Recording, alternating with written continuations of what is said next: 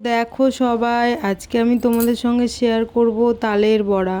তালটা আমি গোটা তালটা ভালো করে ছাড়িয়ে ঘষে নিয়ে একটা গামলার মধ্যে রেখেছিলাম।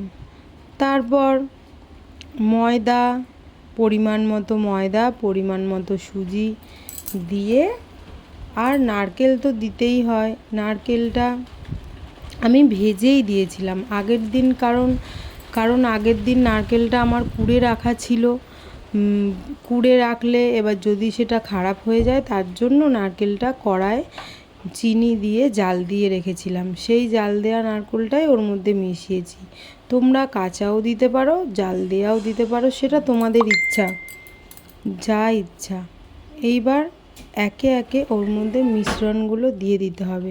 এই যে পরিমাণ মতো আমি চিনি দিয়ে দিচ্ছি। পরিমাণ মতো চিনি দেওয়ার পর ওর মধ্যে তালটা দিয়ে দিলাম। এই তালটা দিয়ে ভালো করে মিশ্রণটা, মৌরিও দিলাম, দিয়ে ভালো করে মিশ্রণটাকে ব্যাটার একটা তৈরি করে নিতে হবে। ভালো করে একটু মাখতে হবে।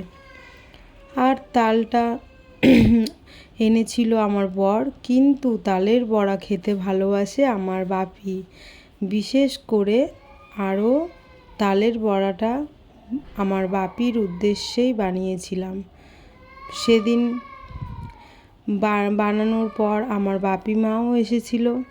আর এই যে মিশ্রণ রেডি, মৌরি দিয়ে লাস্টে একটু খাওয়ার সোডা দিয়ে ব্যাটারটা ভালো করে রেডি করে নিলাম।